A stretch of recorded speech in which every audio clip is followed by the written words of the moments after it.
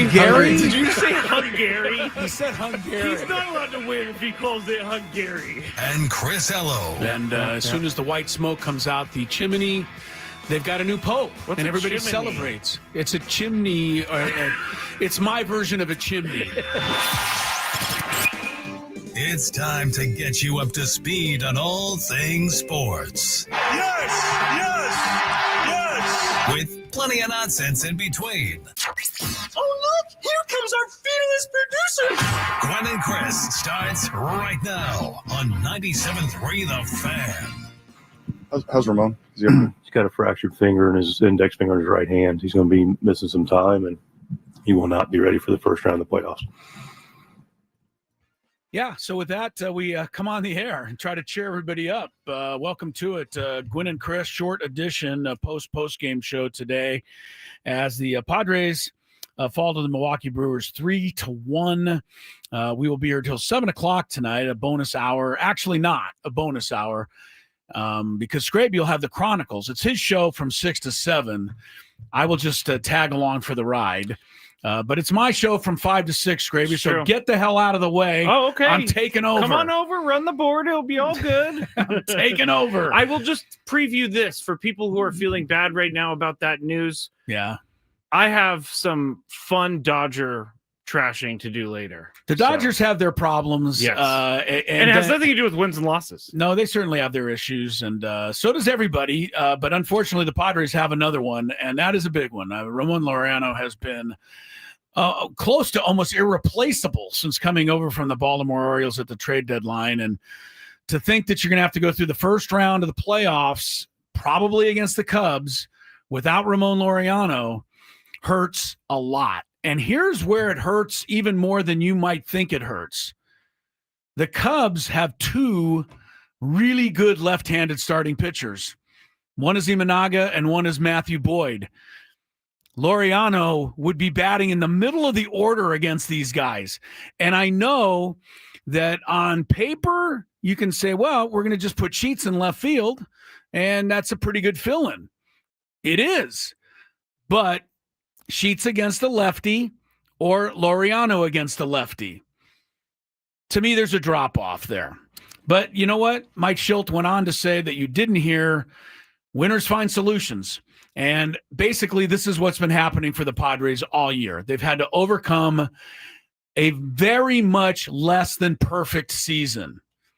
The injuries have been there all year, from Bogarts to Merrill to Cronenworth to, the Jason Adam thing is getting more painful by the day. Every time I watch Jeremiah Estrada give up a home run, I'm wishing that we still had Jason Adam because that is a concern I'm having now. Morejon, even though he gave up a run today, you feel pretty good about him in the 5th, 6th, getting those outs. Yep. You certainly feel great with Mason Miller in the 8th, and you feel pretty good with Suarez in the 9th. The 7th is kind of wide open right now. Estrada's not engendering a lot of confidence there. And if you had Jason Adam, you wouldn't have to worry about it. But look, I'm not going to overreact to the loss today. I mean, if Bogarts' fly ball, goes out of the ballpark in the first inning, it's a completely different game. We'll get into that and all the rest of it in the notes on the scorecard, which comes up in about 20 minutes. And we'll take you through every step of today's ball game. What I saw, what was good, what was bad, what, we can discuss. But ultimately, this game disappointed me because after last night's Dodger debacle again by their bullpen in the 9th inning, and after the Cubs blew, what was it, a 6-7-1 lead? The Mets. Last I saw was 5-1, and then I realized I think it got won. even more than that. So after those two games, I started to dream a little bit, Scrabe. I started to dream. We were, it was like, hey, we could easily now get the playoffs here. The Cubs could come here, or we could pass the Dodgers even and still win the division. But either way, the playoffs would be here next week. But the loss today, I doesn't mathematically eliminate you, but it puts you in a real, everything needs to go perfect from here on out. Yeah, it has to fall their way. It does. Perfectly. The Dodgers have a magic number of 2 to eliminate you for the division.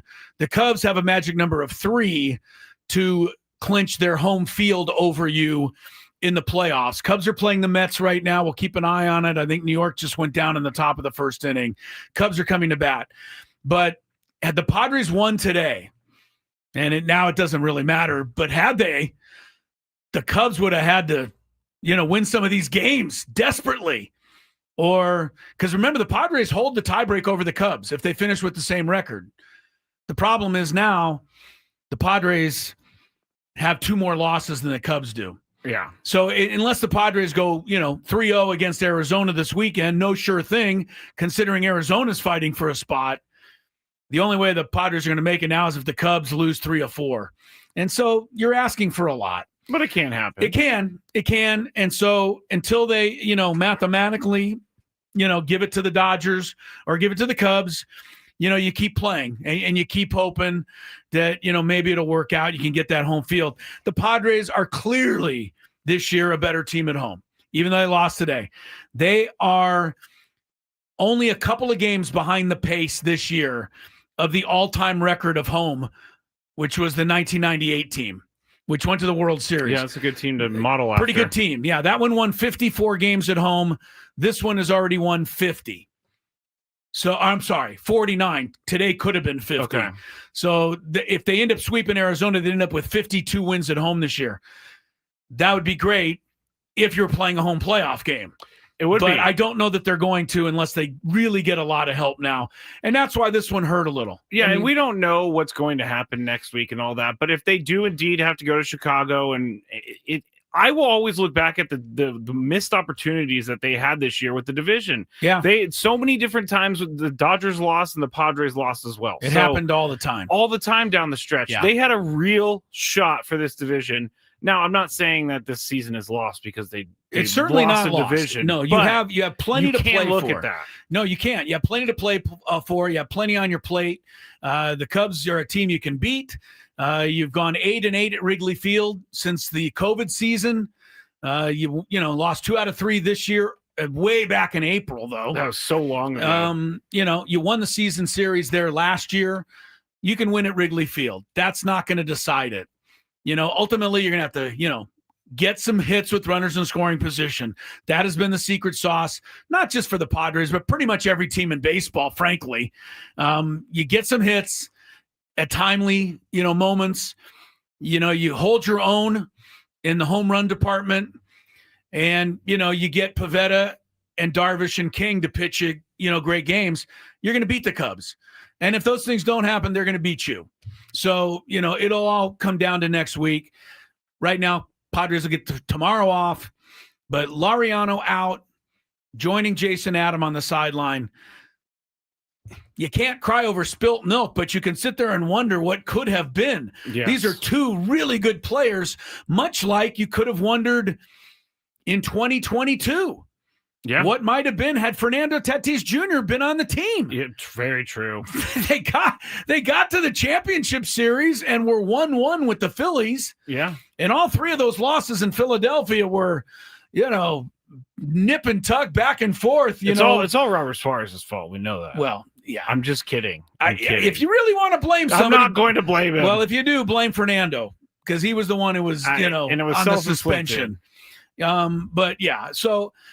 Yeah, but you don't have these guys now. So that's it. You can't even, worry about it. If you win the first series, then, maybe I think Mike Schultz left it open there to say maybe Laureano could come back from Milwaukee in the second round. But I can't even think about that now, nor can they. You got to get through the first round. You're going to have to find a way. Gavin Sheets going to have to come up with some big at-bats against left-handed pitchers, which he's done this year. Mm-hmm. But I'd rather have Laureano. I just would, but I'm not going to. Just like I'd rather have Jason Adam pitch the 7th inning, but I'm not going to. And, I may have to rely on Estrada. I don't know that I can rely on him right now. And that's something that the Padres have to figure out, going into the postseason next week. Otherwise, look, it was 1 loss after 4 straight wins. So it doesn't tarnish everything that's happened. It's been a fun week. It's been a great week. It's been a clinching week. But today could have really put you in just such a better spot, to potentially get the series at home next week. And And again, if you beat the Cubs and beat the Brewers and go to the NLCS, nobody's going to care. No one's going to care. So, that's what it's all going to come down to. I would like to remind everyone that the last time the Padres had to go out on the road on the wild card, they played the Mets. Was the Mets. And the Mets were supposed to take care of business, no problem. And then Max Scherzer on the mound the first game, and then Trent Grisham, boom. It was Grisham, yeah. Grisham homered, Profar homered. I think even Josh Bell homered that day. After that game was over, everybody's like, wait, what happened there? And then they won the series. And then who pitched the first game for the Padres? Darvish. Of course. I mean, again, Darvish is lights out in these spots. I'm not worried about him next week. I'm not worried about King next week. And I'm frankly not worried about Pivetta. I think you've got 3 real good shots, with your starters next week. And, that's what it's going to come down to. But we'll talk more about today's game. There's a lot of development things, a lot of plays, a lot of calls. The umpire, a whole bunch of stuff. Schilt gets kicked out. Churio robs the home run. I got all of that stuff in notes on a scorecard. So that will be coming up in about 15 minutes. In the meantime, Skraby's waving his arms. I was just gonna. Yes. What? I've been trying to decide whether I should write it down, but it's too long of a message. We're on a different schedule, so we got traffic, and we can come back after traffic and finish the segment, so that people can get home. From the 855 Get Ross Traffic Center, protecting San Diego after accidents or injury. It's a stop and go ride on the northbound side of the 15. You have 2 problems. The first one is an accident blocking the left lane at Bernardo Center Drive. Delays go all the way back to the 56. And then after that at 9th Avenue, there's another accident and the right lane is blocked. Somebody broke down on the eastbound side of the 8 at Alvarado Canyon Road. The center lane is blocked and it is stop and go from the 15. And we also have an accident, and this is on the 52 westbound on the exit ramp for Santo Road. I'm Sue Aller with Gwynn and Chris, San Diego's #1 sports station, 97.3 The Fan. All right, with that, everybody should get home safely and relax and take your time. We got you covered till at least 7 o'clock tonight.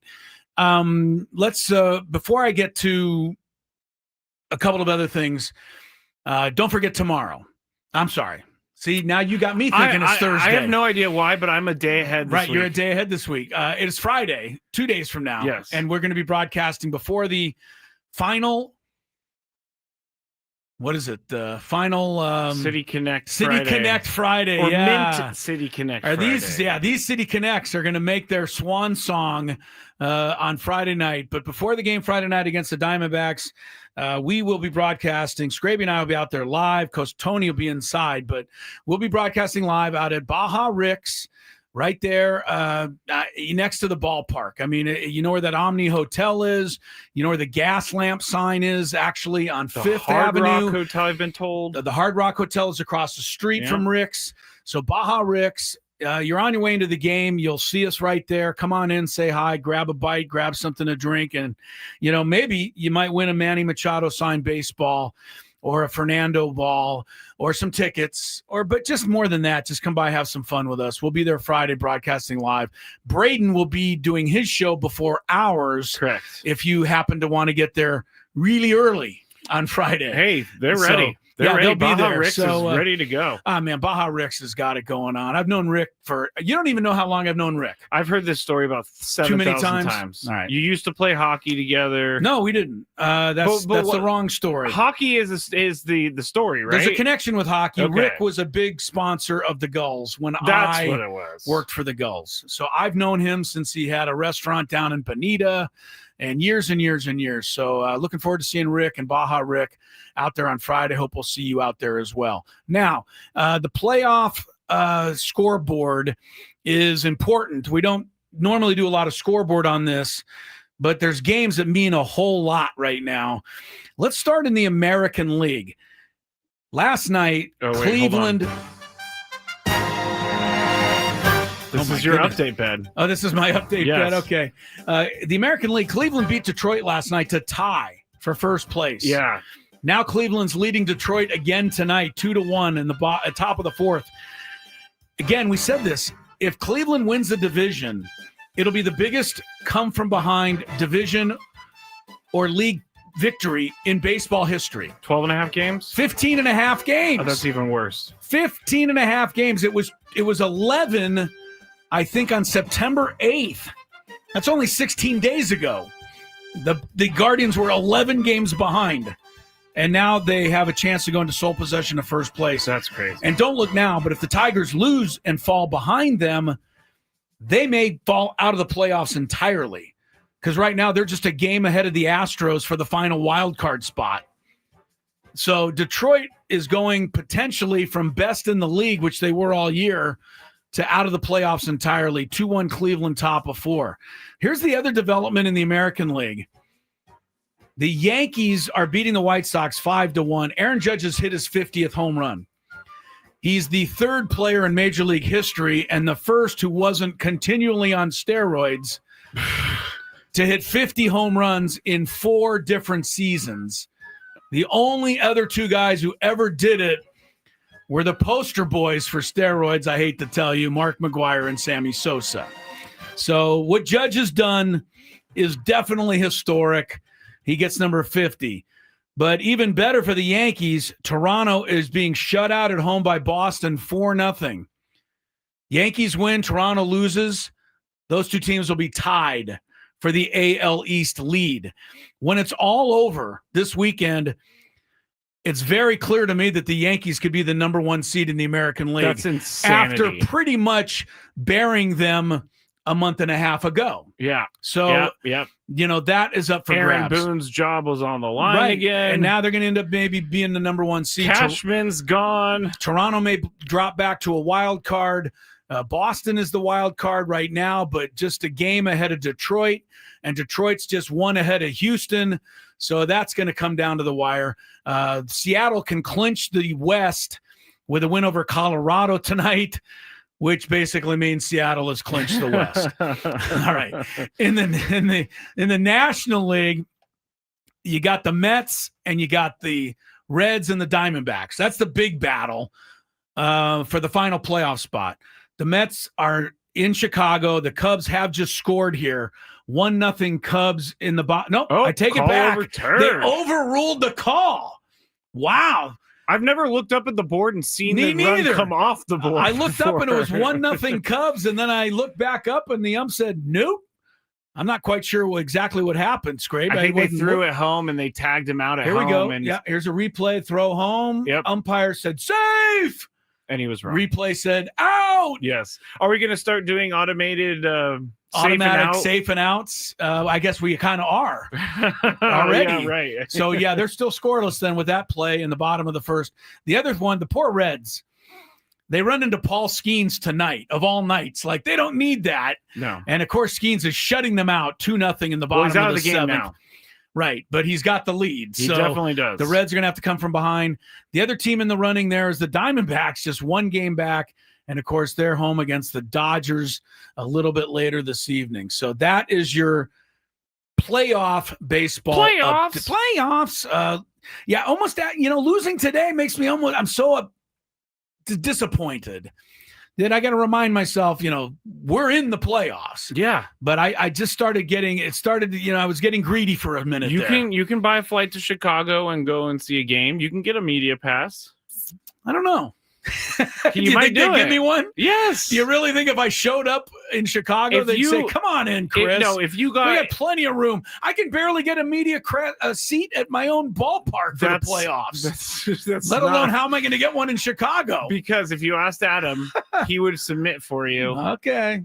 And there would be there's going to be a guy who... Sounds like you're just trying to get rid of me next week is what it sounds like to me. What? I would never. You would never consider. You know what that. I realized about the series next week that's kind of strange for the National League is they have a day off after game 1. So Monday is off day. Are you shaking your head like I'm wrong? Wait, I thought the playoffs, every series was next Tuesday, Wednesday, Thursday. I don't think there's any days off. Oh gosh, did I jump? I think you jumped the gun. Unless they changed it. I think they did. Let me see. Unless they changed it, the schedule for the playoffs was everything from what I was told was Tuesday, Wednesday, Thursday next week. I'm looking. So let's double check now that we're gotta go through all the all 4 series are on Tuesday, all 4 series Wednesday. Yeah, all 4 series Thursday. What was I reading? So I don't know what you were reading. What was I reading? Yeah, there will be no days off next week. Oh, I know what I was reading. The division series, there's a day off. Well, when we get to that, we'll worry about it. Yeah, now that I know it's the division series, it's not that big of a deal. All right. You know what? I've been sitting on that like You all were so day. excited to break the news, and you were wrong. All right, tough day, man. Brewers win 3-1. Ramon Laureano just swinging at a pitch, right? I Yeah. don't think he even hit the ball, did he? Was it a foul ball or did he just swing? I thought he just swung. He finished. he did finish. I was driving down when I know. He did finish the at bat, and then he went into the dugout, did a little work on him, tested him out, took him out of the ball game, and we find out fractured finger, and that's just that stinks. Yeah. That stinks. All right, we have to make do, as Mike Schultz said. Winners find solutions. You almost forgot. I almost forgot what he said. When we come back, notes on a scorecard from today's game. We'll take you right through from the first pitch to the last out when Gwynn and Chris continues, along with my hero of the day for the Padres, because they certainly had one, even though they lost. Stick around. There's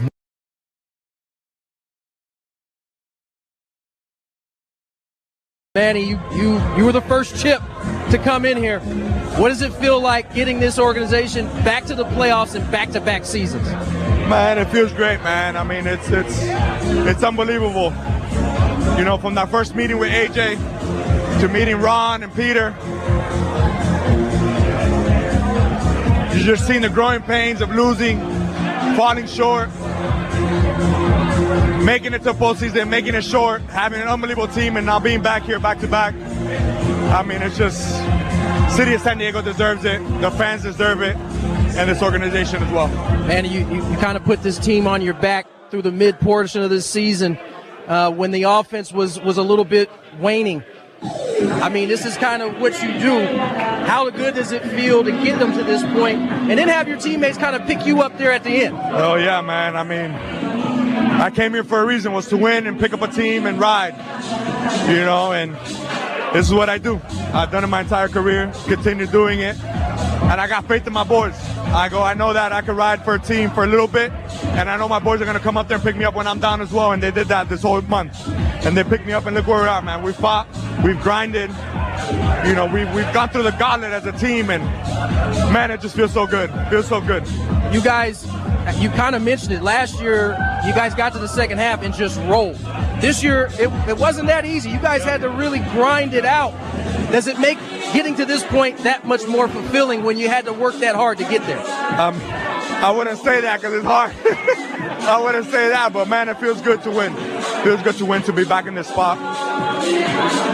And yeah, it hasn't been easy, but this team has fought. We fought since last year, and we're going to continue to do it. You guys got 5 more games to go against some opponents that obviously the Brewers are where they are. The Diamondbacks still in this bad boy. Yes, what are you guys trying to accomplish in these last 5? We're not stopping. We're not stopping. Keep playing good baseball. We're going to continue to do it. You know, this isn't over. We got to get hot. We got to get going now, and we've been showing clips and going, but we got guys fully going. We got guys doing the things that need to get back to, and we're gonna get rolling. And when this business isn't finished, we gotta continue to the end. Congratulations, my friend. Manny, you were the first chip to come in here. What does it feel like getting this organization back to the playoffs and back-to-back seasons? Man, it feels great, man. I mean, it's unbelievable. You know, from that first meeting with AJ to meeting Ron and Peter, you just seen the growing pains of losing, falling short, making it to postseason, making it short, having an unbelievable team, and now being back here back-to-back. I mean, it's just, City of San Diego deserves it, the fans deserve it, and this organization as well. Manny, you kind of put this team on your back through the mid portion of this season when the offense was a little bit waning. I mean, this is kind of what you do. How good does it feel to get them to this point and then have your teammates kind of pick you up there at the end? Oh, yeah, man. I mean, I came here for a reason, was to win and pick up a team and ride, you know, and this is what I do. I've done it my entire career, continue doing it, and I got faith in my boys. I know that I can ride for a team for a little bit, and I know my boys are going to come up there and pick me up when I'm down as well, and they did that this whole month. And they picked me up, and look where we're at, man. We fought, we've grinded, you know, we've gone through the gauntlet as a team, and man, it just feels so good. Feels so good. You guys, you kind of mentioned it. Last year, you guys got to the second half and just rolled. This year, it wasn't that easy. You guys had to really grind it out. Does it make getting to this point that much more fulfilling when you had to work that hard to get there? I wouldn't say that because it's hard. I wouldn't say that, but man, it feels good to win. Feels good to win, to be back in this spot. And yeah, it hasn't been easy, but this team has fought. We fought since last year, and we're going to continue to do it. You guys got 5 more games to go against some opponents that obviously the Brewers are where they are. The Diamondbacks still in this bad boy. Yes, what are you guys trying to accomplish in these last 5? We're not stopping. We're not stopping. Keep playing good baseball. We're going to continue to do it. You know, this isn't over. We got to get hot. We got to get going now, and we've been showing clips and going, but. Updates before we get to the notes on the scorecard. Welcome back to Gwynn and Chris. At the top of the hour, Skraby will kind of take the lead. It'll be the Skraby Chronicles. And among the things we're going to discuss is the disaster that is the Dodgers. Not just their bullpen now. I mean, they got a lot of issues, and Dave Roberts is whining, and Andrew Friedman is complaining to anyone will listen. Yep. And woe is the Dodgers. So, you know, we'll talk about that, even though, you know, their magic number is only 2 now to win the division. I mean, that's a over the foregone Padres. conclusion in my mind. So, well, it wasn't. It wasn't last night. It wasn't if the Padres win today, but they didn't win today. So now I think it, you know, kind of reverts back to looking like the Dodgers will end up holding the Padres off because they have the tiebreaker. A couple of quick notes around the scoreboard. They did take that Cubs run off the board. Cubs did not score. So middle of the second, Mets and Cubs scoreless. Reds are running out of time against Pittsburgh, 2-0 in the top of the 8th for the Pirates.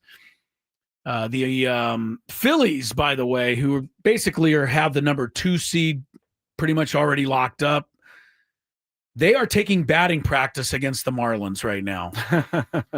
I mean, can you believe it? Every time I glance up at the screen, another home run.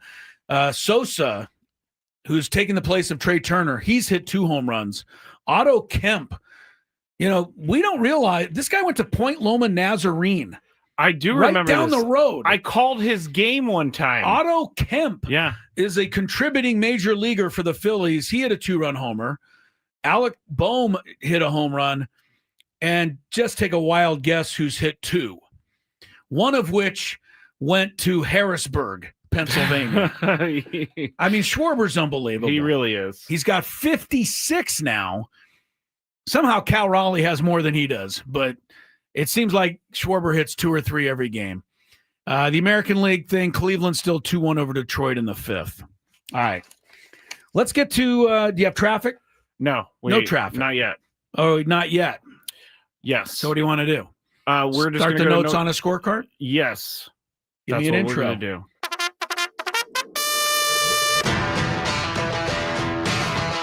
What did Chris like? What does Chris want to clean up? Observations written on a grocery list. Notes on a scorecard starts now. Actually, we're lying. It doesn't start now. You're going to have to hold on a minute for it. I just take everybody through the conversation. No, we can do the scorecard, and then we can go to our break. Well, the notes on the scorecard is going to take, 15 minutes. I'm not going to do it in like 30 seconds. You know what? We're canceling the break. Go, Chris. I've decided. The last conversation Skraby and I had ended up with him saying, I screwed up.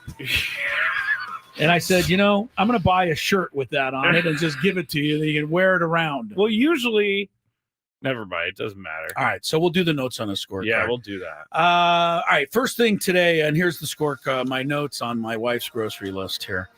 A couple of things before the game that I jotted down. One, Padres caught a break before the game even started today. Quinn Priester didn't start for the Brewers. Yeah, I realized that. I don't know if you know how important that was. The Brewers had won 19 of his starts in a row. Wow. So they caught a break without him, but it didn't, work out. Also, I'm just happy for Luis Ariz. I'm not going to get into it with anybody again, but he came in with a 12-game hit streak, 374 over that time. Yeah, just happy he's done that. And the other thing, are you patting yourself on the back? Yeah, I'm trying not to break my arm. Oh, nor are you. But since Ryan O'Hearn was on the show Friday, 10 for 20 with a grand slam and 8 RBIs. So he turned it around after our visit. He really did. We get no credit for that. We shouldn't. We shouldn't. But I will tell you that if we have a player on and then they go into a slump, we get blamed for it. Oh, yes, we do. So we should get to take credit on the other side. When Blake Snell got food poisoning after he was on our show, we took all the blame because we told him to go to a taco shop, and he didn't end up going to that taco shop. It was not our fault. Another home run for the Phillies. Edmundo Sosa, whoever that is, backup middle infielder, has hit his 3rd home run of that game. Wait, I thought you were going to say... What are the Marlins doing? Underhanding the ball in there? I mean... I thought you were going to say 3rd of the year. You said the game. No, it's his 4th of the year. He had 1 before today. He's got 3 in this game. The Phillies have hit 8 home runs in their game against the Marlins tonight. I mean, come on. All right. There we get into the game. First play of the game, Bogaerts makes an unbelievable play.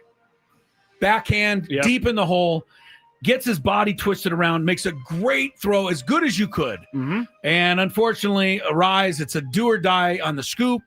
Ball was tailing away from him. He couldn't scoop it.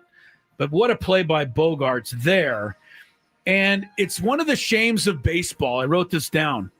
Because the ball got past Ariz and skipped into the dugout, Yelich got to go to second. Mm-hmm. So guess what?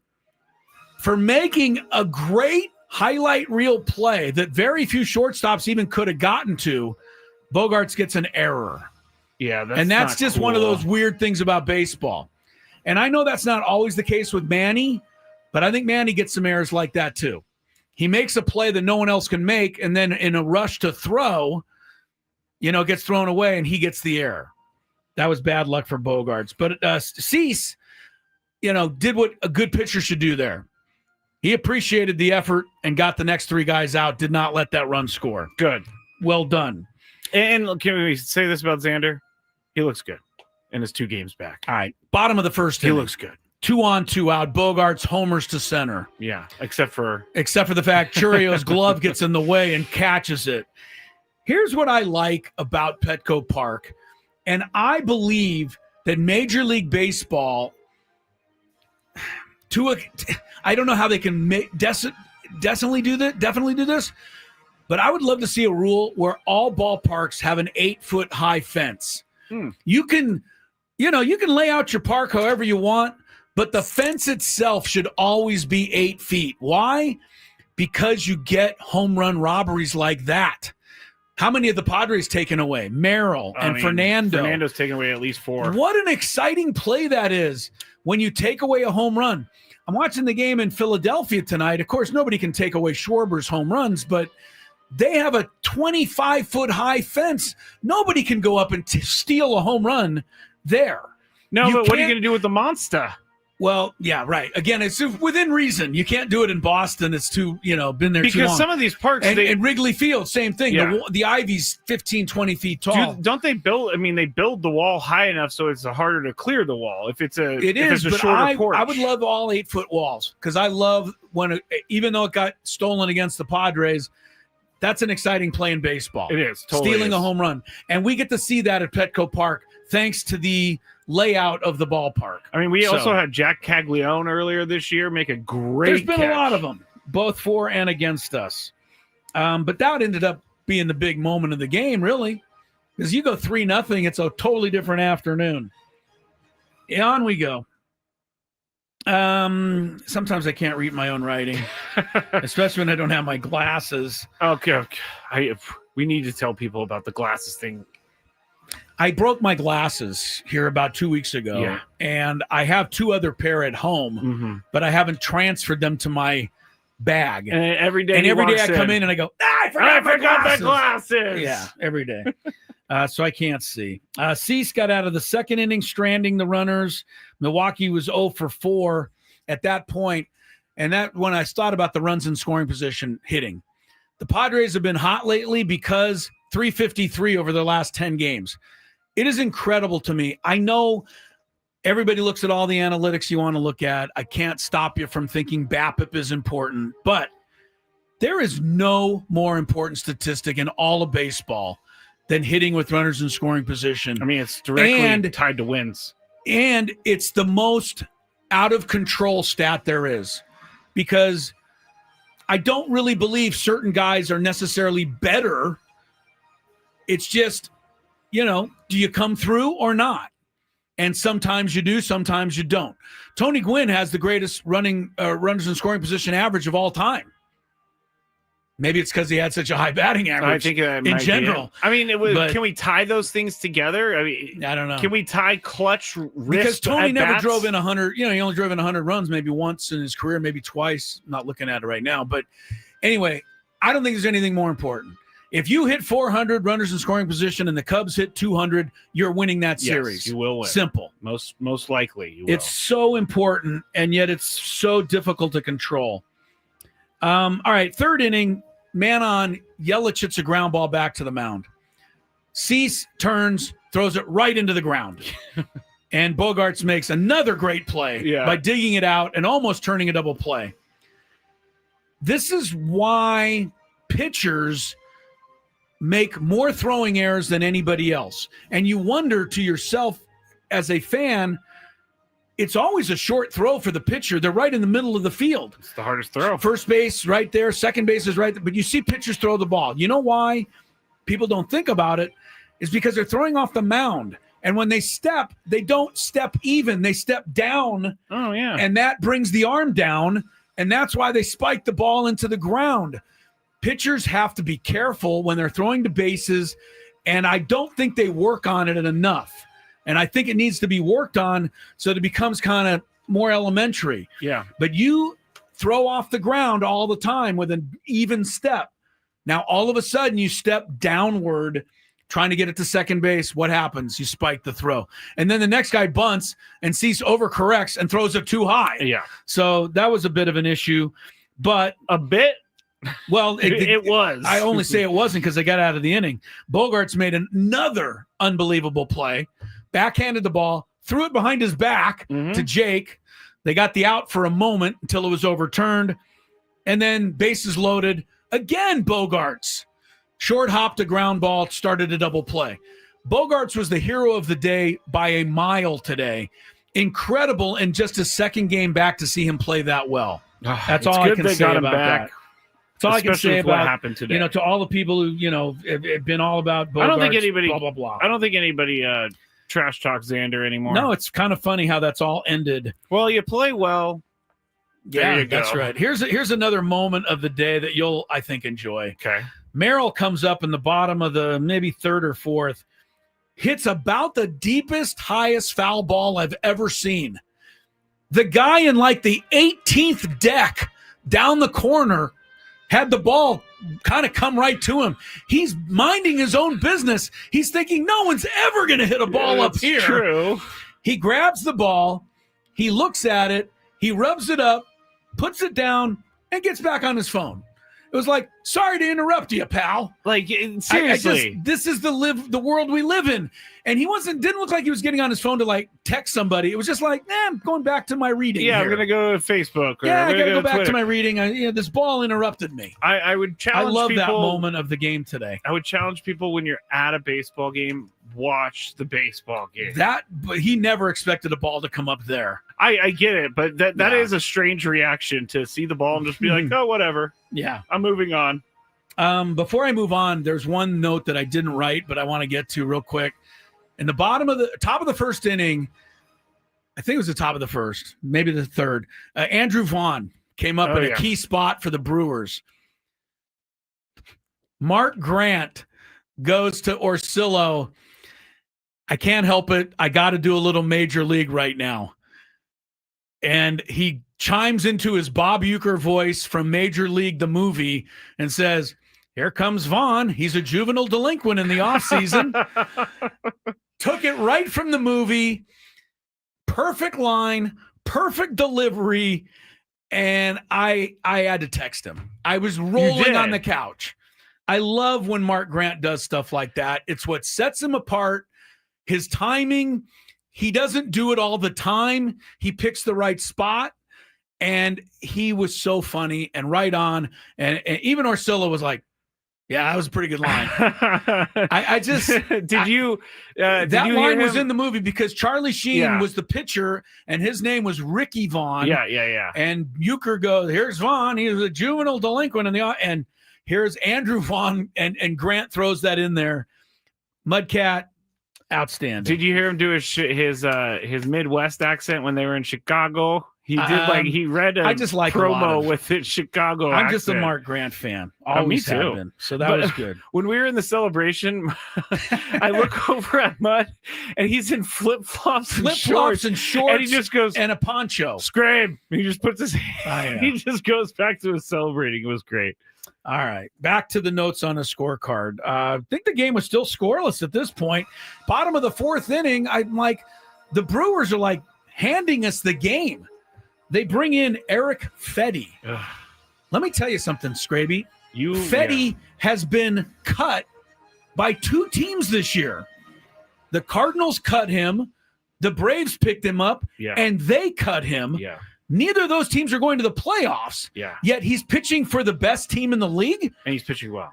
Well, he hasn't been pitching well until today. Well, he retired the first 8 guys he faced. Of course. And I thought, that is really annoying when he kept getting guys out. I was like, really? It's Eric Fedde? Yeah, he's been terrible all year long. That as a fan, that bothers me more than anything. When a pitcher that you know's not very good, and when he ends up being really good against your team, is very annoying. Yeah. I'd have to ask Dylan Cease about it. I'd have to ask Fermin or whoever about it. But with 2 outs in the 6th, again, it was Vaughn, the juvenile delinquent. It was at the plate, and it was 2 strikes. And they show Cease, and he goes, nope. Then they give him another sign, nope. And then he throws the 3rd one, and it's just raked into the corner for a double. And I'm thinking to myself, nah. You should have. Sometimes you should listen to what they told you, but. There's a lot to be said for it because a pitcher needs to feel confident in his pitch. Yeah, true. And he didn't. He felt like he wanted to go slider there. He didn't make a good pitch with it. 1-0 Brewers. All right, still in the 6th inning. The Brewers got another runner on base. I forget who it was. He tries to steal second. Fermin makes the throw.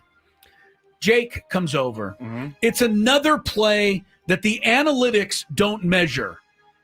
There's no way the analytics measure this, and that's why the analytics are so mean to Cronenworth. They don't measure the pick? I don't know, but he comes and he picks the throw and puts the tag on.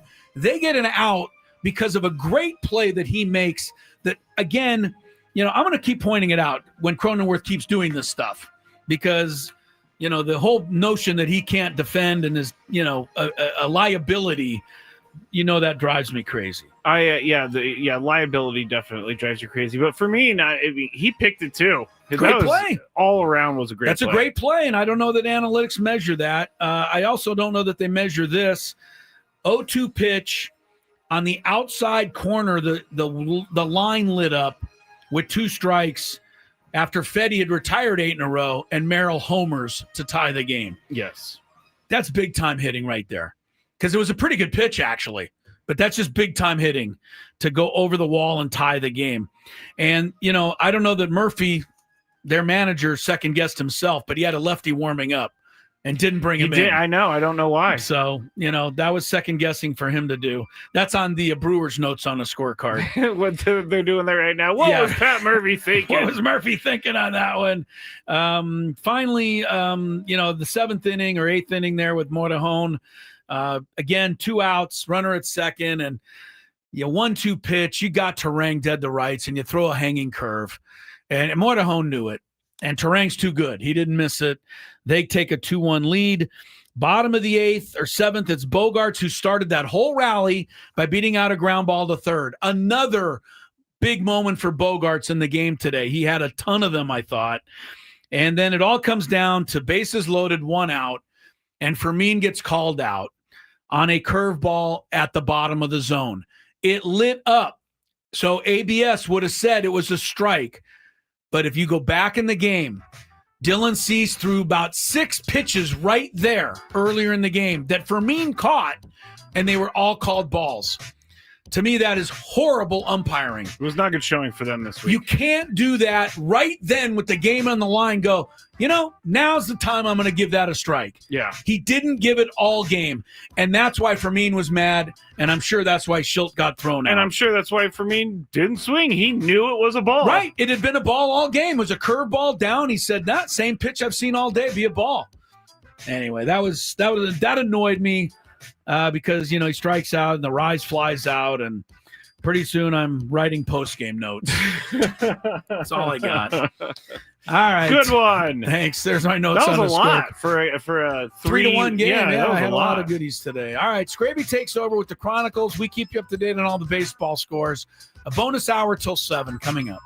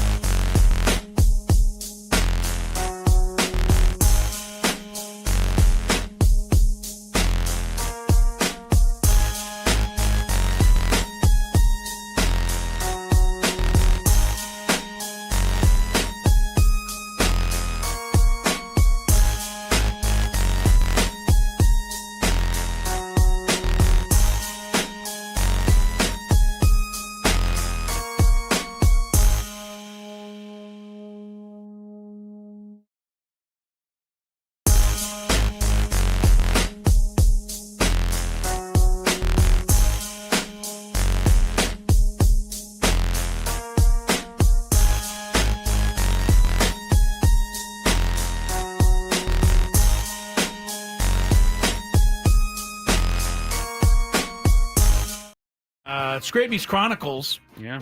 I'm going to send it to the big guy over there in a minute. Chris Ello here, Mr. Skraby. Cubs have come up with 3.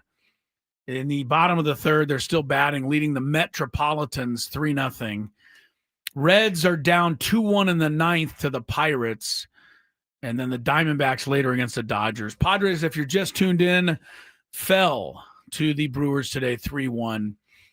And the Dodgers' magic number for winning the division, clinching the division, is 2. The Cubs' magic number for clinching home field is 3.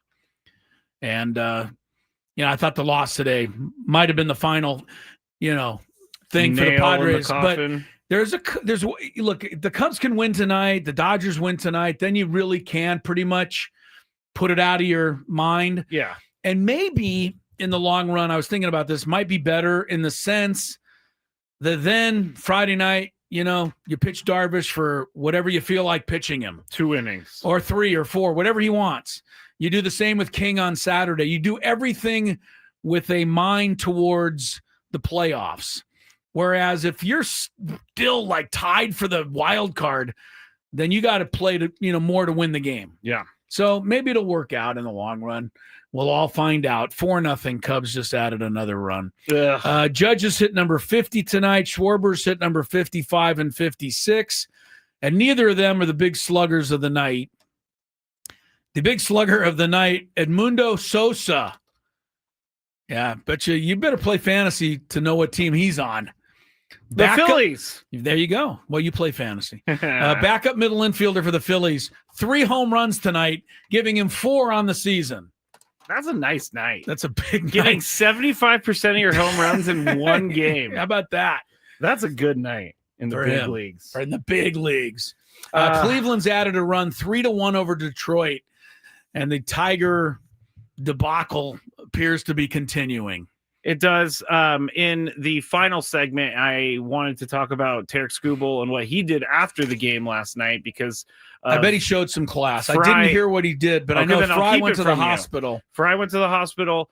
He is okay. He's going to be out. He's not okay. He's got a broken face. Okay. Well, he's not serious. Like more seriously injured. Fractured bones in his. So he's not okay. He's not great. He's not okay, but he's alive. Yes, he's alive. That's what it is. Yeah, that's what it is. So he's out for the rest. I'll tell of you the about year. that because that's kind of crazy. I can't imagine being Tarek Skubal, guy. You throw a 99-mile-an-hour fastball, foul tips off of his bat into his face, and then the next pitch was a wild pitch, and Skubal was like visibly shaken. By the whole thing. You know what? I hate to say it, the Detroit manager maybe should have recognized that because that was a huge game that they had to win. And Skubal, interesting, threw a couple of wild pitches in that inning after that happened. It's got to mess with your head. It's got to, and you're a human being. Yeah, right. You just watch a guy get taken off the field with his face broken, and you were the one who threw the ball. And you could see the way Skubal reacted when it first happened. He threw his hat. He couldn't believe what happened because he didn't want. He was scared to death for Fry, and it's understandable. Did you mention Ramon Laureano in that little open right there? Not in that one. Okay. So let's go ahead and update everybody because if you're just tuned in, there's more bad news than just the Padres losing today. Yes, Ramon Laureano exited the game early, and I was hoping at the time, I was like, it's just a precaution thing. They need to get him out of the game. You had a feeling that was precaution. It wasn't. Because after the game, Mike Schultz told the media Ramon Laureano has a fractured finger in his right hand, and he will be at least out through the first round of the playoffs. And that means he's out till the end of next week. Yeah. So if the Padres win and he were able to come back, you're looking at him having from now until the second round about 10 days. I don't know how likely that really is. You got to hope he has nice bones like Xander Bogaerts because Bogaerts looked terrific. He did today. His foot, he said it's still broken, or I heard it was still broken. Bogaerts looked as good as he ever has at shortstop today.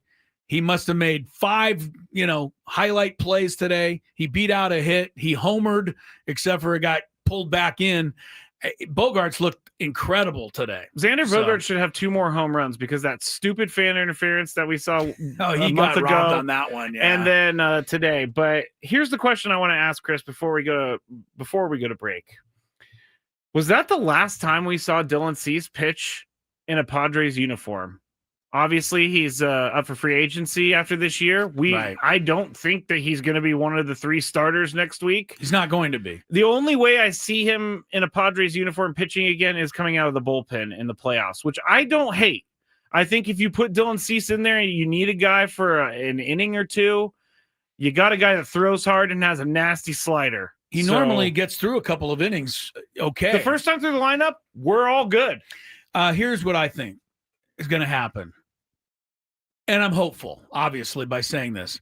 The Padres are going to beat the Cubs, and then they're going to play the Brewers, and it's going to be a best of 5. And I don't know what the off-day schedule is. I can get that for you. But the first 2 games will be in Milwaukee, and hopefully you'll be able to start Pivetta again.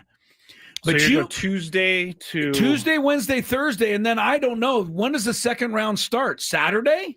I'm assuming it does. Let me see. Hold on. Tell me when the second round is supposed to start. NLDS Game 1 is Saturday, October 4th. Well, guess who's going to pitch that game? Dylan Cease. Yeah. There's no other way around it. Let's think. Well, okay. Look, you're going to have Pivetta on Tuesday. He's out. In a perfect world. And then, in a perfect world, you win game 2 also. And you don't have to worry And then about whoever's left over between King and Darvish can start in Milwaukee. But assuming that the first round's going to go at least 3, isn't Dylan Cease your only option for game 1 in Milwaukee? Unless... Do you want to ride with Randy Vasquez, I'm riding with Randy Vasquez. Randy Vasquez absolutely dominated the Brewers last night. I mean, you could not have dominated them any more than he did. I mean, the Brewers had a full lineup last night. It's not like they were putting in their backups. They didn't touch him last night. I don't know, but if that's what it's going to come down to. Here's the schedule for the NLDS. Okay. You're going to play Saturday, game 1. Saturday, game 1. In Monday. Milwaukee, I'm assuming. Let's just see it plays out that way. Yes. Game 2? Game 2 is on Monday. You're sure? There's no I'm looking at NL games on the Sunday. So Monday, now by that time, you can bring Pivetta back for game 2. And then Tuesday off day, Wednesday, game 3. Wow, you're going to have 2 off days? And then Thursday, you play game 4. Right. You go off day. Come on. And then you go Saturday, game 5. There's no way. I'm looking at it right here. They're going to have 3 off days in a 5-game series. Yeah, that is hard to believe. That's the new thing because they want the arms to be ready so that it's good baseball. So Pivetta pitches game 2. I don't think if you start him Tuesday, he'd have Wednesday, Thursday, Friday off. No, you can't bring him back for game 1 on Saturday. No, in Milwaukee. So Cease is going to have to pitch the opening game of the second round. I'm fine with pitching the opening game unless you want to roll with Vasquez. I don't think that they will. Because I don't think they will because I don't think they trust Vasquez. I was going to say that we've talked about it all year. What they've told us this year is that he has the shortest leash out of every starting pitcher on that team, and Dylan Cease will throw 100 pitches every single game. If we do see Dylan Cease on game 1 on that Saturday for the NLDS, if they make it that far, I'm okay with that. I'll tell you what. It's not a deciding game. I'll tell you what I would do. And I know Mike Schilt will call me on this because we always commiserate on stuff like this, even though he doesn't know who the hell I am. I might consider starting Vasquez in the game 1 at Milwaukee and having Cease as the piggyback. Okay, I can do that too. I mean, give me Vasquez for 2 1/3, even if you really have to get him out. Cease goes one time through the lineup. One time through the lineup. Now I'm down to my guys. And then you go to the bullpen, yeah. Right. That's the formula for a game 1 win. Here's the funny thing. We're not the only ones thinking about this stuff. No. Believe me, Mike Schilt and these guys are all thinking, what are we going to do if we beat the Cubs and have to go 3 games?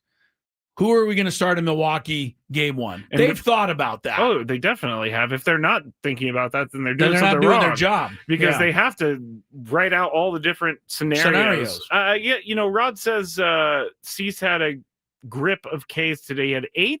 He looked okay today. I mean, But he he's a still little more has so much traffic on the bases. He had some traffic. He has some traffic. All right. All right. No traffic here. But when we get back, I think we should go through some of the daily gambit bets that we made yesterday because there were some good ones out there. Also, at the end, we're going to talk about some of the things the Dodgers have been saying. And the Ryder Cup is coming up. And there's American on American violence right now, Chris. Americans are talking trash about other Americans, and I'm not going to stand for it. In the Ryder Cup world? Yeah. It's this weekend, right? Starts on Friday. It's like it's about the second biggest thing on your sports calendar, isn't it? Yeah. It is. So we'll talk about all of that when we get back here on the Skrello Show on 97.3 The Fan.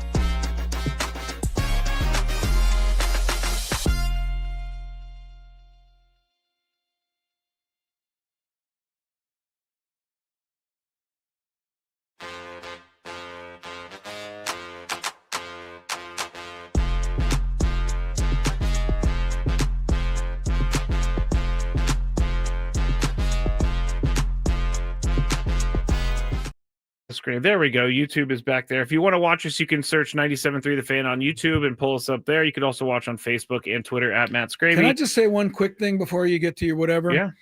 I got a really funny tweet the other night. Oh, yeah? And I like when you guys actually take something that happened on our show and apply it to a tweet. Okay. Like, to me, this is, solid way you do the tweeting. You and I and Tony, and we're all down there in the locker room last night, or, Monday night. Yes. Right? Monday night. I don't know what day it is now, so I wouldn't know I then. woke up thinking it was Thursday again. So Monday night, we're all down there. We're doing our post game. We're taking pictures. We're shooting videos. Tony's doing interviews. Champagne's going on. And I got a tweet from somebody, and I wish I remember who it was.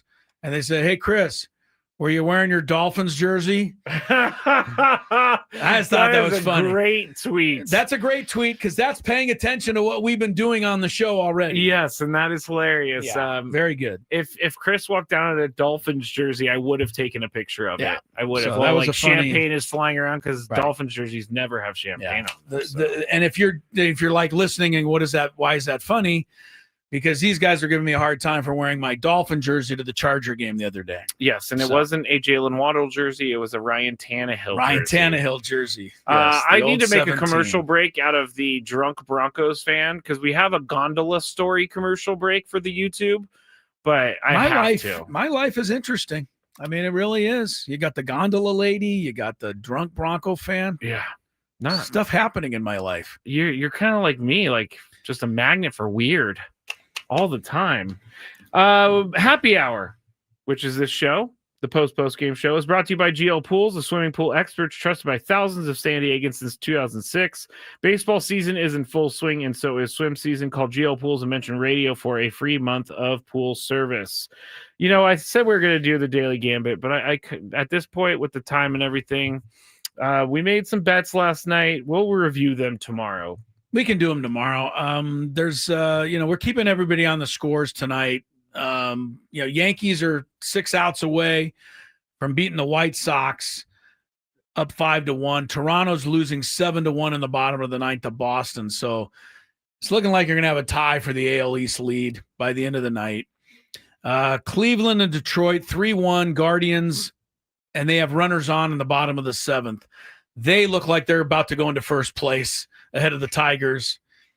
We gave you the National League race right now. 6-0 Cubs over the Mets, and Reds, Pirates 2-2 into extra innings. See, this is where I love the part of the baseball season. I love this stuff. I love scoreboarding. Well, scoreboard watching is amazing, but like some of these games that we always say maybe like game 12 when they lose on a stupid play, we're like, well, that's going to cost them at the end of the year. And then you start thinking about these games. The one game. If they would have won that one more, they're in the playoffs. You can't do that, but you can't. You do. Yeah, exactly. The way I look at it in that regard is that there's probably a couple games you won that you didn't really maybe deserve to win. True. That's true. Tend to even it out, but we never think back on those games.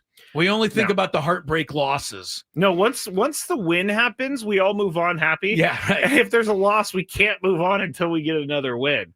It's crazy. There's other fun stuff at the end of the season that I like. We talked about Judge got number 50 tonight. Nico Horner, the Cubs, just grounded out. So he's 1 for 2 tonight. But he came into the game hitting .302. Why is that important? Trey Turner is pretty much done for the regular season at .305. So Nico Horner is trying to steal the batting title at the very end. At 3-something? The lowest batting average ever to win the National League is Tony Gwynn in 1988. .313. That record is going to fall. Tony will no longer have to have that record, which is probably the one record he had that he wasn't all too proud of. I don't know. Can't you kind of like that your name's in the record book all over the place, no matter what? When you've won 8 batting titles, you're going to have one with a low average. Yeah, I think it's okay. It's okay. I think it's okay. Yeah. By the way, Horner and Turner, they're the only 2 players in the entire National League this year that are going to hit 300. Third place in the NL batting race at the moment, Alec Burleson of the Cardinals, 294. Who would have ever imagined that one? Not me. Not you. Going back to the Reds and the Pirates, Paul Skeens made his last start of the season. Boy. His ERA was lowered to 1.97, which would be the first sub-2 ERA for a starting pitcher since 2022 when Justin Verlander did it. But Skeens also became the fourth pitcher in the live ball era to record an ERA that low in his 23 age season or younger, joining Dwight Gooden, Vida Blue, and Dean Chance. Dean Chance was a pretty good hurler for the old Angels in the 60s. So Paul Skeens, he won the Rookie of the Year for the National League last year. We all have major issues with it. We will always have major issues with it, but at least I have less issues he now. has staying power. I have less issues now that he's gone forward and he's done what he's done because he is pretty much historic. And I don't think Jackson Merrill has to take any kind of back seat here in terms of like Jackson Merrill will never take away what a season he had. But he lost the Rookie of the Year to just a guy who's incredible. And that's, more how I'm looking at it now. I wish Jackson would have won it. You know that. Yeah, of course. But Skeens last year ended up with a balloon ERA of 2.03. Man, how could he do that? This year he's down to 1.96. I mean, that's back-to-back incredible seasons. He won the Cy Young. No, he was third in the Cy Young balloting last year. Can you give him the Cy Young this year, even though he's on a losing team? I think they've already given it to him. I don't think there's even anyone in the running. Poor Christopher Sanchez. I don't know what he's been doing in the last Sanchez couple has weeks. been good. Peralta for the Brewers. Yeah. Obviously, Nick Pivetta. I get it. He's not going to win it, but put him in the running. 11-3 with 1.96 and no, he's going to get it. All right. Yeah. Sorry to say. It's all right. We will go to break. And when we get back, Chris, I'm going to tell you about this Ryder Cup beef that is happening. I'm going to tell you what happened with Tarek Skubal after the game last night. Can we just hear one thing about how a mess the Dodgers are too? Just for fun? Right now? No, in that last segment. Oh, I have two things that the Dodgers Potpourri. have. Yeah, I have two things that the Dodgers are complaining about right now, and I feel like bringing it up. So we will when we get back here on the Skrello Show, 97.3 The Fan. The gondola pulls in. Yeah. It goes very slow. Yeah, it slows down like for everybody. really slow. As we're getting off, over to my left, there's a couple getting in the gondola, going up the mountain. So it's the opposite for them. They're standing there. The gondola comes up. The door opens. You step on. Well, there was a commotion. Uh-oh. There was a commotion. Someone fell? There was a commotion, and Lori goes, "Hey, there's a commotion." She said commotion? I don't think she said that. But we go kind of not hustling, but walking over there quickly. There's a lady who has fallen as she's trying to get into the gondola.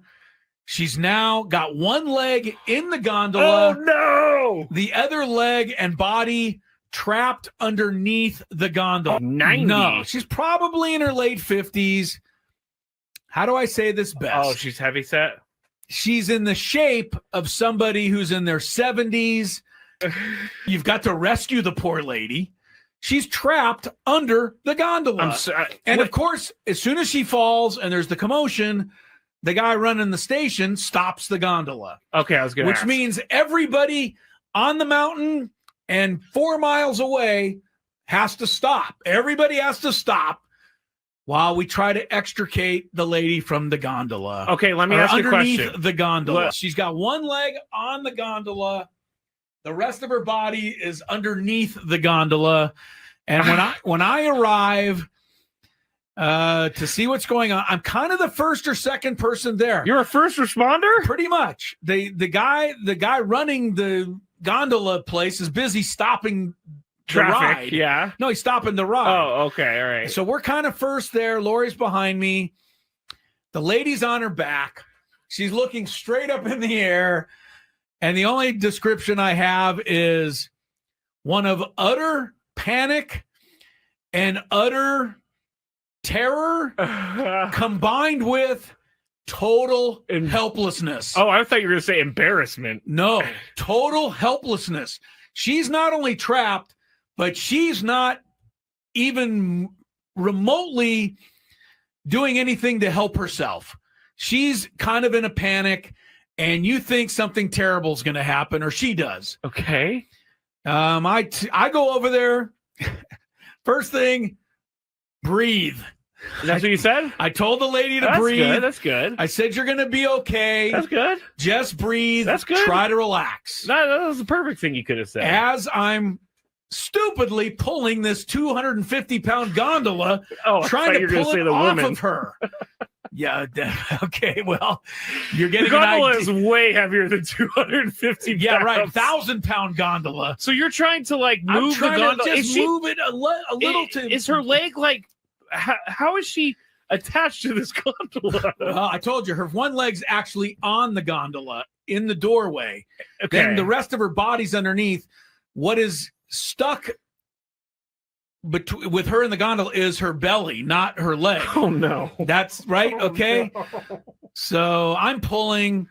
By the time finally a couple more people pull and we are able to get enough airway to get her to scramble out of there. And then she immediately stepped on the gondola to go take her ride up the mountain. And off she went. This is. I felt like I saved her life. I really do. I honestly feel like I almost saved her life. I kind of will credit you with this. You know, she was. I think if I didn't tell her to breathe, I think she would have gone into some sort of shock or whatever you do. No, she was you're going right. into You're a right. panic, Skraby. You're She was going into right. an absolute panic, and. You know, I had to calming her down, I think, was the number one thing. She wasn't in any real danger, but she wasn't feeling great because she was trapped under the gondola. But the fact that you said her belly was... Yes, her belly, yeah. I'm telling you, Scrabe, it was a factor. And there was, there's a couple of people pulling on an arm trying to drag her out. I'm crying. I know. There's people on the other side with her arm. They're trying to drag her. I'm like lifting the gondola so she can get a little room to get out of there. You're like, hey, I'm going to take the gondola. It's lighter. All right. I didn't say that. You did. But it was quite the scene. I am happy that she's okay, obviously. She's fine. If she got right on the gondola. If this was a worse story, I would not be laughing. But she's fine. You did probably help her a lot more than you think you did. I think so. Because she was able to calm down just a tad. The gondola pulls in. Yeah. It goes very slow. Yeah, it slows down like for everybody. Really slow. As we're getting off, over to my left, there's a couple getting in the gondola. Okay. Going up the mountain. So it's the opposite for them. They're standing there. The gondola comes up. The door opens. You step on. Well, there was a commotion. Uh-oh. There was a commotion. Someone fell. There was a commotion, and Lori goes, hey, there's a commotion. She said commotion? I don't think she said that, but we go kind of not hustling, but walking over there quickly. There's a lady who has fallen as she's trying to get into the gondola. She's now got one leg in the gondola. Oh, no! The other leg and body trapped underneath the gondola. 90. No, she's probably in her late 50s. How do I say this best? Oh, she's heavy set? She's in the shape of somebody who's in their 70s. You've got to rescue the poor lady. She's trapped under the gondola. Of course, as soon as she falls and there's the commotion, the guy running the station stops the gondola. Okay, I was going to ask. Which means everybody on the mountain and 4 miles away has to stop. Everybody has to stop while we try to extricate the lady from the gondola. Okay, let me ask you a question. Underneath the gondola. She's got one leg on the gondola. The rest of her body is underneath the gondola. And when I arrive to see what's going on, I'm kind of the first or second person there. You're a first responder? Pretty much. The guy running the gondola place is busy stopping traffic, the ride. Yeah. No, he's stopping the ride. Oh, okay, all right. So we're kind of first there. Lori's behind me. The lady's on her back. She's looking straight up in the air. And the only description I have is one of utter panic and utter terror combined with total helplessness. Oh, I thought you were going to say embarrassment. No, total helplessness. She's not only trapped, but she's not even remotely doing anything to help herself. She's kind of in a panic, and you think something terrible is going to happen, or she does. Okay. I go over there. First thing, breathe. That's what you said? I told the lady to That's breathe. Good. That's good. I said, you're going to be okay. That's good. Just breathe. That's good. Try to relax. That was the perfect thing. Back here on the Skrello Show, 97.3 The Fan. Padres lose to the Brewers today, 3-1. They have an off day tomorrow. Good news, though, Chris, is with the Laureano bad news that he broke his finger and he's out for the first round of the playoffs, is that Fernando Tatis Jr. is feeling better from his illness. So he will be back with the team, hopefully, on Friday. The other bit of good news, by the way, that we haven't talked about tonight, the Cubs rookie star, Cade Horton, pitcher. Yes. He left the game yesterday after 3 innings and 29 pitches. They said precaution, but you know what that means. Sometimes guys don't come back from precaution. Yeah. I don't wish an injury on anyone, but if Cade Horton couldn't pitch against the Padres next week, that would not hurt my feelings at all. This guy has a 1.63 ERA at Wrigley Field this year. He's been unhittable. So I wouldn't wish for anything either, but I won't be mad at it. That's right. If nature takes its course, then I won't be mad at it. If Cade has to miss the game, all good. Break. Yeah. All good with me.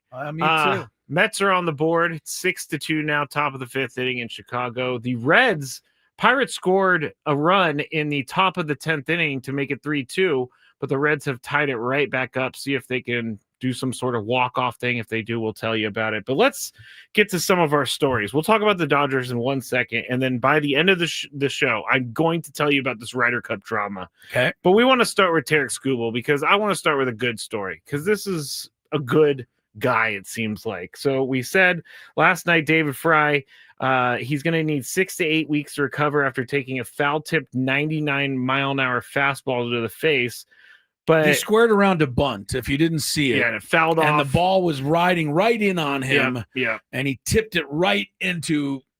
I'm pretty sure the bat barely touched it, so it was all fastball. Right. If the bat... Yeah. If it didn't touch it, it would have hit his face anyway. Yeah. So... I know. But Tarek Skubal was clearly upset about it, threw some wild pitches after that. But he was so concerned that he actually asked Guardians manager Stephen Vogt if he could get a ride to the hospital so he can go check on David Fry. So that's what he did. He went to the hospital and he checked on David Fry. Tarek Skubal did, got a ride with the manager of the Guardians. And the manager of the Guardians actually Stephen Vogt drove him to the hospital. Okay. Not his own manager, but the Cleveland manager. Yeah, the Cleveland manager did. And apparently some of the other teammates went and visited David Fry in the hospital. But this tells me what kind of guy Tarek Skubal is, and it's a good guy. Anybody who's going to make the effort to go to the hospital is a good guy. Class move by Tarek Skubal. Especially since, he went on to lose the game. Yeah. And it was a big game. A huge game. And he's able to separate that and say, hey, we lost, but there's a lot bigger stuff out there. Aaron Judge just hit number 51. It seems like his home runs come in bunches. It seems like tonight everyone is hitting a home run. There's a lot of them happening around the league. Jackson hit one. Jackson hit his for the Padres, yeah. All right, let's go to the Dodgers stuff. So I was looking through news last night after the Dodgers lost. I was kind of giddy a little bit. Keep in mind they had a 4-0 lead. Otani's pitching shutout again. Yeah. They take Otani out, and it's just bullpen disaster. Just disaster. 3 in the 7th. They get runners on in the 9th. Tanner Scott comes in, coughs it up again and again and again. Blake Trinan has been getting hammered. Kirby Yates, God love you, but he hasn't been getting in and out, and they just put him on the IL. Kirby Yates, I did not know that. They just did. Vesey has had his moments. Yeah. And so what are the Dodgers going to do? But before we find out, go to their complaining because they're whining, and I love it. There's two. Well, Dave Roberts said one thing, and then Andrew Friedman said another. But Dave Roberts, because this has been a theme for the Dodgers this year, is their bullpen losing games for them. Dave Roberts offered an explanation for why they're getting so behind in the counts all the time out of the bullpen. He said, quote, That's a sign you're either scared or you're pitching too careful, end quote. So when I first read this, I'm thinking this is Dave Roberts trying to send a shot to his pitchers like, hey, don't pitch scared. Right. Pitch how you pitch. But this is a kind of an alarmist thing if I'm Dave Roberts by saying by saying that you're either pitching scared or you're pitching too careful. You shouldn't have to say that this late in the season. I'm glad he's saying it because... Do you disagree with him for saying it? I don't think so. I think he's just trying to explain it. Okay. What his take is on why they're struggling so much. They're falling behind everybody. When the Padres were struggling, a few weeks ago in pitching, remember they were walking everybody and they were getting behind everybody. So I think he's just saying what you're saying. Now the scared part is that's the word. That might be something that maybe I take it a certain type of way, but I would hope that if I'm a professional athlete and my manager says something like that, I would understand that he's just trying to win right now and figure it out. And maybe it's something I got to look at. Maybe I just got to be a little more aggressive. Yeah. That's how I would take it. But maybe some guys would be pissed off at him calling them scared. I don't think they should. They can be because they are pitching terribly. So you got to kind of you got to try to figure it out. Here's what I think the Dodgers should do. Okay. I think. Does this have anything to do with Ohtani? Should I tell the Ohtani part of it? Well, you're going to after I say this. All right. I think Ohtani should become the closer. And I don't think it's too late. Ohtani's been pitching 4 innings, 5 innings, 3, 2. He can give you 1 or even a long 2. Yeah. And close a game. I'm not trying to help the Dodgers, don't get me wrong. But if I got to think Dave Roberts is thinking about it. Because he doesn't have anybody who can get the last 3 outs right now.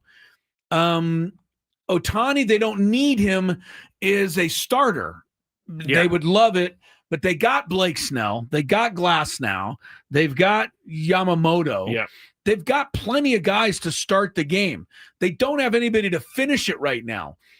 Ohtani struck out Trout to win the World Baseball Classic. I'm sure he knows how to get the final out of a game. Good point. I would consider using Ohtani.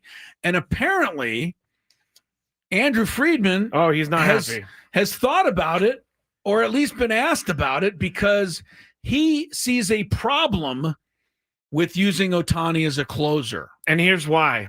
And when I read this, I'm like, this is someone feeling a little bit of pressure that their team's not performing up to the standards that they were supposed to perform. But he's upset with the Ohtani rule, which is if you're a starting pitcher and a DH, you could stay in the game as a DH when you're removed as the starting pitcher. Right. It does not work the other way around. If you are going into the game to pitch from the bullpen, you were removed after that, you were not allowed to DH. And so Andrew Friedman said, Ohtani can start the game as a DH. Yes. But if they bring him in the 9th inning for the final 3 outs, and let's say he gives up a run and it's tied up, they go to the 10th, then he has to come out of the batting order. So Andrew Friedman said, quote, I think they missed the mark with it. I think the rule was put in place to try to encourage people to do it, to incentivize people. So, yeah, I think they missed. He said, obviously, and I'm glad that he said this, it's not reasonable for us to ask for that in season.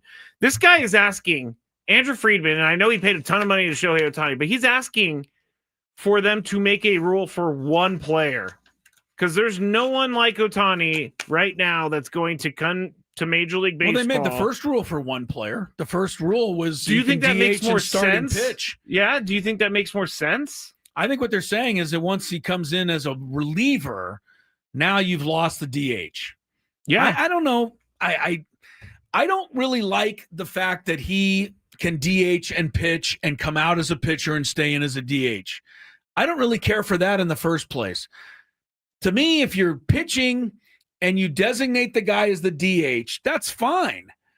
But once you come out, you're out. Yeah, you're done. That's part of that's one of the longest running rules. If you're second baseman, well, I don't have a good comparison because the DH for every other team is just a hitter. But I just think once you're out of the game, you should be out of the game. Yeah. So I think the Dodgers, when he pitches, should just not be able to use him as a DH, or they can only use him while he's still pitching. What they're doing by saying he can't do this out of the bullpen, to me, is very inconsistent, because you're letting him stay in the game as a starter, but you're not going to let him stay in as a reliever. Does that mean that if the Dodgers used an opener and Ohtani came in the second inning, he'd have to come out? That's a good point. Because he's a reliever? I think so. Okay. Well, either way. That's a really good point, though. Either way, what I think the Dodgers should do is consider using Ohtani to close their games.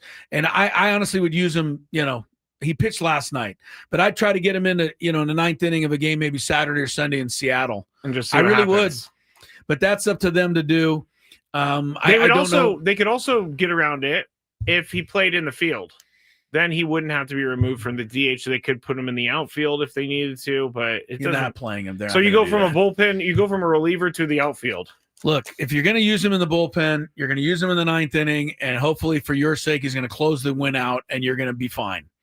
But anyway, I don't know what the Dodgers are going to do, but they got a major issue. One other quick Dodger note that flashed up here. They just activated Roki Sasaki. Okay. Are you going to start counting on him at this point? Heck no. Well, they activated him. What are they going to activate him and just sit him on the bench for? No, I know he's probably going to be coming out of the bullpen, and I hope he gets crushed because he didn't choose San Diego. I know. He chose LA. And you know what? It's almost a good thing that the Padres did not have him because he's been out all year with like arm soreness. And I don't know how much of that. Even when he was in, he wasn't very effective. Yeah, honestly. I don't know how much of that was, hey, he's not ready. We're going to let him take a little bit of a break. But I don't fear Roki Sasaki at the moment. I can change that opinion here in the future. Because the Dodgers have their issues. The good news for the Padres, the Dodgers are on the complete other side of the draw, no matter what happens. Yeah, true. They're going to play the Philly, or they're going to play the Mets, or whoever gets that last spot. And if they win, they're going to play the Phillies. Yeah. Padres, if they beat the Cubs, are going to play the Brewers. So we're going to have to worry about any Dodger stuff until way down the road. We can watch from afar and enjoy their downfall. I'm a mean person sometimes. I don't. Why wouldn't you root for the Dodgers' downfall? That's okay. Okay, good. That comes with being a Padre fan. Okay. There's no Yankee fan that doesn't root for the Red Sox to lose. That's a it's good point. okay. That's a good point. And most Dodger fans, by the way, don't root against the Padres. They root against. They root against the Giants. Uh-oh. Chris, is he okay? I sneezed and I couldn't That was funny. Funny. The Dodgers fans root against the Giants because remember, the Dodger fans will tell you that the Padres are not their rival. That is true. Yeah. That is true. We root against the Dodgers.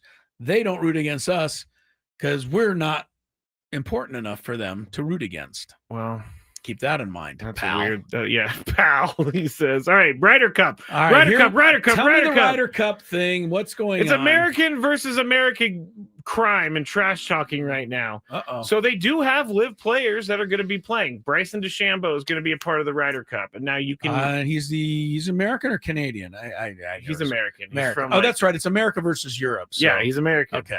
So and then they're going to be having it in New York at Bethpage Black, which is going to be great because New York golf fans are crazy, and this is the perfect setting for a Ryder Cup to be in.